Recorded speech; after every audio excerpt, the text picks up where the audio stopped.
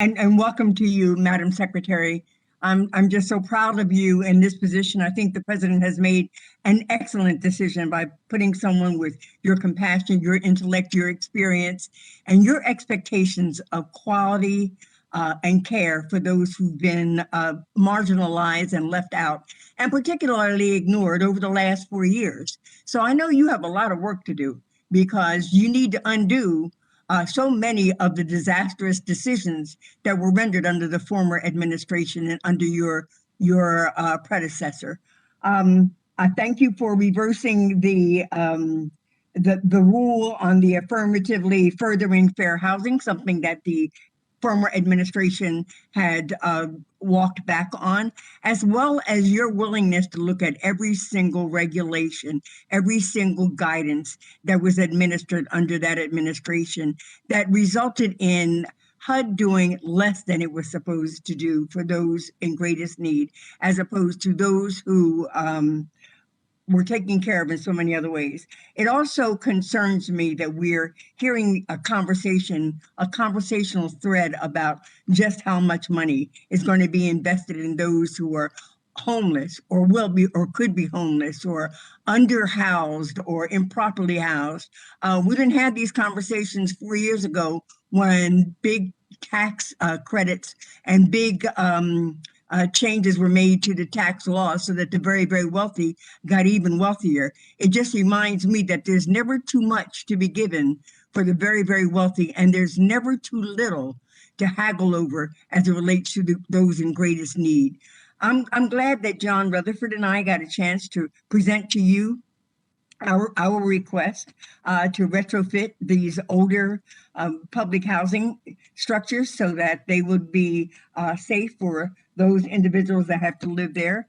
I really would like to know more about your vision for helping people become first-time home owners, increasing home ownership, and how you will be working with other departments. It is good that we've got these competent secretaries now in all of these departments that sort of share the values of our president, and that you all will work together, you and the Treasury, you and HHS, and you and anybody else. I know who you are. You've been my mentor and you have been my friend, and I have tremendous respect for you.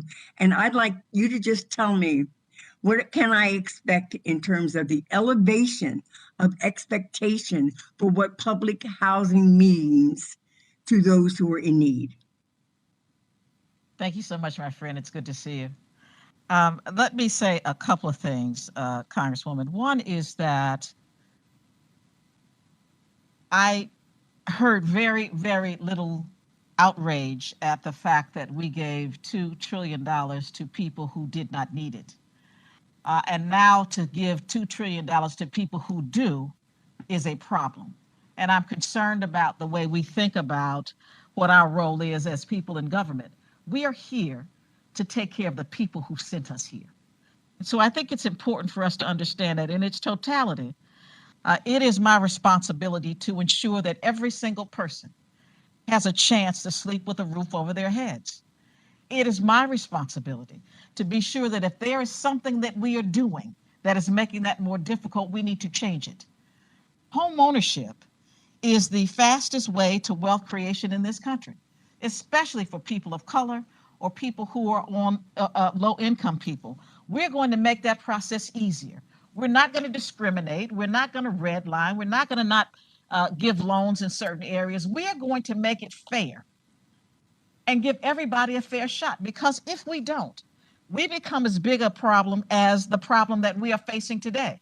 And so it is my responsibility and it is my desire, Ms. Watson Coleman, to change things so that everybody believes that they have a fair shot in this country.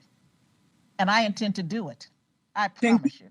Thank you, Madam Secretary. I also want to just kind of talk about the homeless.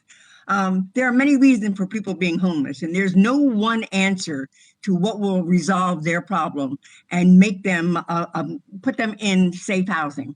That's just not a one-shot deal, and that's not just a one mechanism fits all situations. It's a very complicated, complex endeavor, and I wish you all the best as you apply those resources and to look at those issues and those needs in a very comprehensive and dignified way. Thank you, and Mr.